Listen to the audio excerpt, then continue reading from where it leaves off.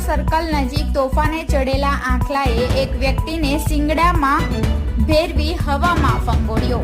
તારીખ 20 ફેબ્રુઆરી મંગળવારના રોજ સવારે 10 કલાકે બનેલી ઘટનાની મળતી માહિતી મુજબ અવારનવાર રખડતા ઢોરો દ્વારા રાહદારીઓ તેમજ વાહન ચાલકોને ઈજા પહોંચાડવાની ઘટનાઓ સામે આવતી હોય છે।